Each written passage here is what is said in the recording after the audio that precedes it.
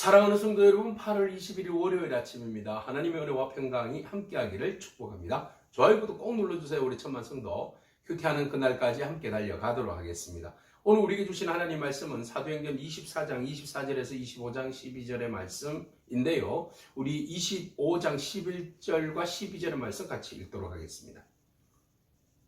만일 내가 불의를 행하여 무슨 죽을 죄를 지었으면 죽기를 사용하지 아니할 것이나 만일 이 사람들이 나를 고발하는 것이 다 사실이 아니면 아무도 나를 그들에게 내줄 수 없나이다. 내가 가이사께 상소하노라 한데 베스도가 배석자들과 상의하고 이르되 네가 가이사에게 상소하였으니 가이사에게 갈 것이라 하니라. 아멘.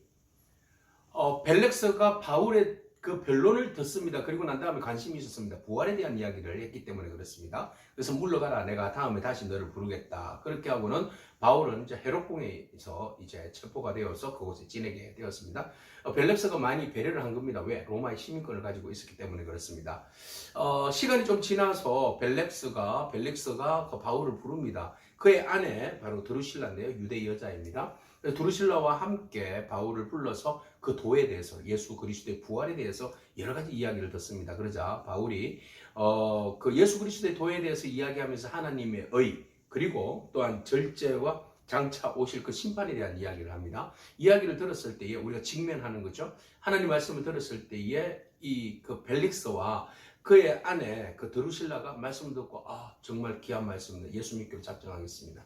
세례받겠습니다. 이랬으면 얼마나 좋았을까요? 근데 그들의 반응은 두려워하여 대답하되 지금은 가라. 내가 틈 있으면 너를 부르리라. 그 자리를 피한 것입니다. 왜? 진리의 복음의 말씀이 받아들였을 때에 내 삶에 부정적이고 옳지 못한 일들에 대해서 걸림돌이 된 거죠. 그러니까 그 걸림돌이 되니까 자기가 그 부정하고 싶은 생각이 드는 겁니다. 그래서 복음을 받아들이지 않는 겁니다. 자, 사실은 이 벨릭스가 드루실라와 결혼을 세 번째 한 겁니다. 그래서 윤리적으로 도덕적으로 문제가 있어요. 그러니까 윤리적인 도덕적인 문제를 지적한 거예요. 절제에 대한 이야기, 의에 대해서. 그리고 그 옳게 살지 못한 것들에 대해서 하나님께서 심판이 있다라고 이야기하니까 괜히 두려운 거죠. 그래서 지금 당장 결단을 못 내린 겁니다. 두려운 거예요.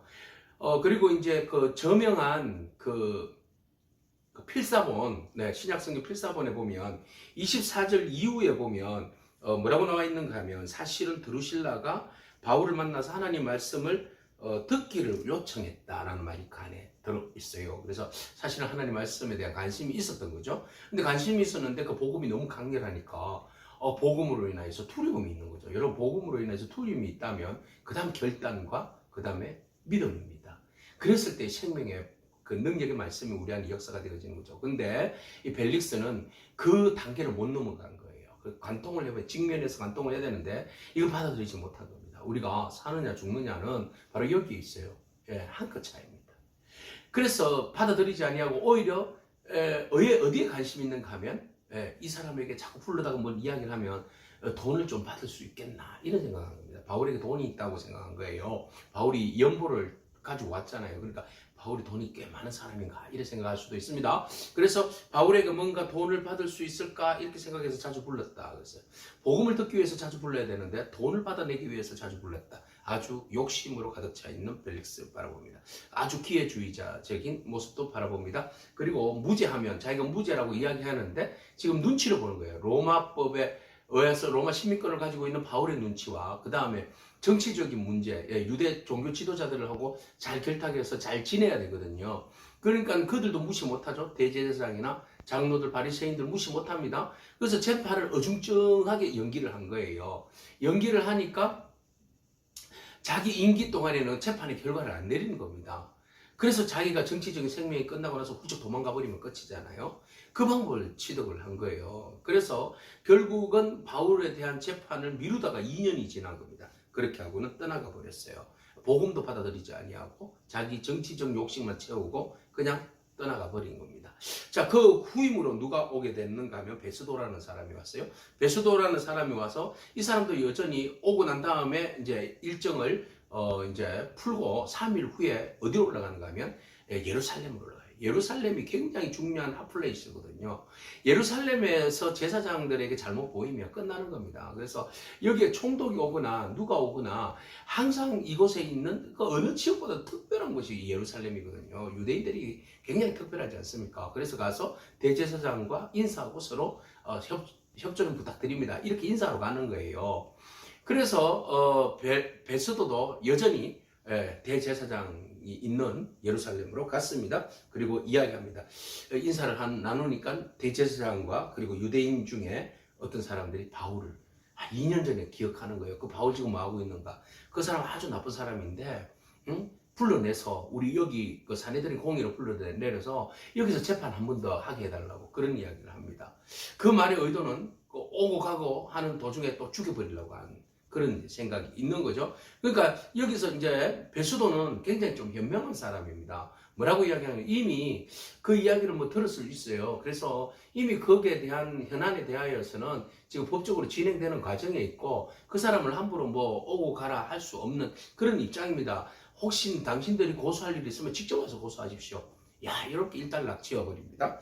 그래서 4절 말씀에 바울이 지금 가이사랴에 구류되어 있습니다. 자기도 멀지 않아서 곧 떠나게 될 것 같고 또 당신들이 유력한 자들이 나와 함께 내려가서 그 사람에게 만일 옳지 아니한 일이 있거든 고발하세요. 이렇게 이야기를 한 거죠. 아주 그냥 딱 잘라서 클린하게 이야기하게 됩니다. 자, 그리고 난 다음에 이게 이제 미결수잖아요. 아직 결정이 나지 않아도 재판이 끝나지 않았잖아요.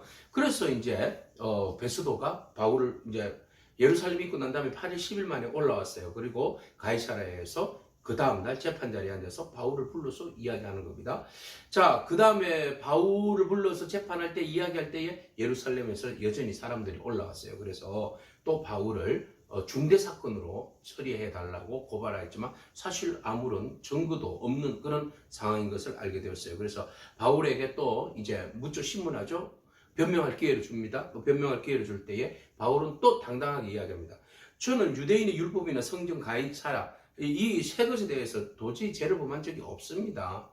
예, 이런 이야기합니다. 유대인들의 율법에 대해서 나는 반대한 적도 없고요.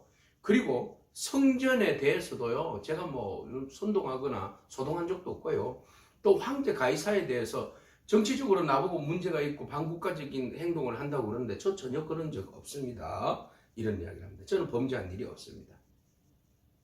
자, 이 정도 되니까 베스도가 고민이죠. 유대인들의 마음을 얻어야 되는데 또 바울은 그냥 유대인에게 넘겨주면 안 되잖아요. 로마 시민권을 가지고 있기 때문에. 그래서 베스도가 사람들의 마음을 얻고자 바울더러 그냥 그런 이야기합니다. 너 예루살렘 올라가서 나에게 한번 재판 받아볼래? 이런 이야기합니다. 예. 이것이 잘못된 줄 알면서도 유대인들의 그 마음을 사기 위해서 이런 이야기를 하는 겁니다. 그러니까 바울이 바로 잡아떼서 이야기합니다.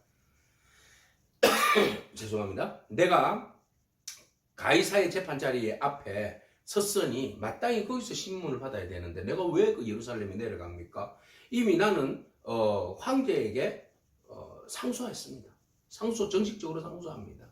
황제 앞에 가서 내가 재판을 받겠습니다. 로마 시민권자들은요, 이런 권한과 특권이 있었거든요. 황제 앞에 가서 재판을 받을 수 있는 권한이 있었습니다. 그 이야기를 상소를 하면 그대로 진행해야 되는 거거든요. 바울은 이 위기 상황 가운데서도 나는 황제에게 상소하겠습니다. 당신들에게 재판받지 않겠습니다. 나는 로마인입니다. 라고 이야기합니다. 그래서 바울은 유대인이면서 로마인이에요. 유대인들은 이 로마인들은 함부로 할 수 없잖아요.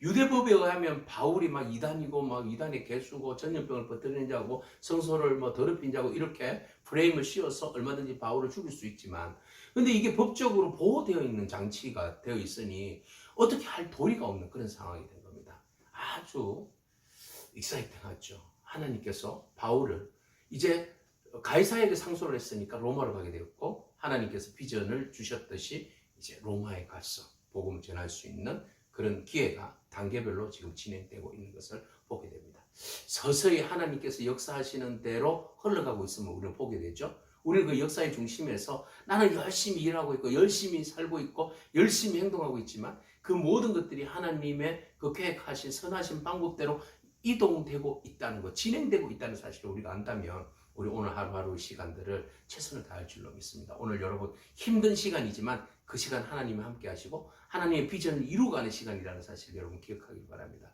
자, 로마의 벨렉스, 그 다음 베스도, 황제, 이런 사람들 보면서 권력이지만 그들의 어떤 정치적인 이유에 의해 가지고 바울을 들었다 놨다 하는 그런 상황이지만 그 가운데 하나님이 그들을 사용하셔서 바울을 안전하게 지켜주시고 또 바울을 로마 선교를 위하여서 그들을 통하여서 로마까지 안전하게 후송시키시는 하나님의 그 손길을 우리는 보게 됩니다.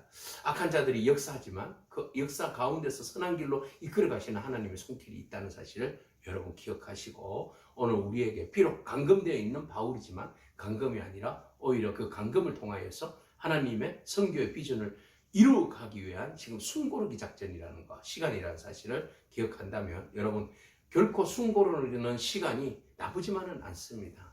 계속 숨만 고르다가 그냥 멈추면 끝나는 것이지만 앞으로 전진을 위해서 지금 잠깐 숨고르기 시간을 하고 있다고 생각하고 여러분 숨 잘 고르십시오.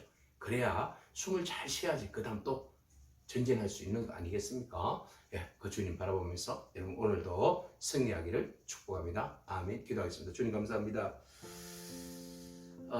바울의 재판의 과정들을 바라보면서 그 재판의 결과가 체포와 구금으로 결과가 끝나는 것이 아니라 하나님의 비전을 향한 걸음이 한 걸음 한 걸음 접근되어져 가고 있고 진행되어져 가고 있다는 놀라운 사실들을 바라봅니다. 하나님, 우리에게 닥쳐온 많은 어려움과 힘든 일들이 결코 그것이 좌절되어지고 주저앉고 끝나버리는 것이 아니라 우리의 비전의 눈으로 바라본다면 그것이 오히려 하나님의 그 나라와 영광을 위한 진일보할 수 있는 그런 시간이었음을 우리가 고백하며 믿음으로 잘 인내하며 나아갈 수 있도록 하나님 은혜를 베풀어 주옵소서. 감사를 드리오며 예수님에게 하신 이름으로 기도합니다. 아멘. 오늘도 믿음으로 승리하길 축복합니다. 아멘.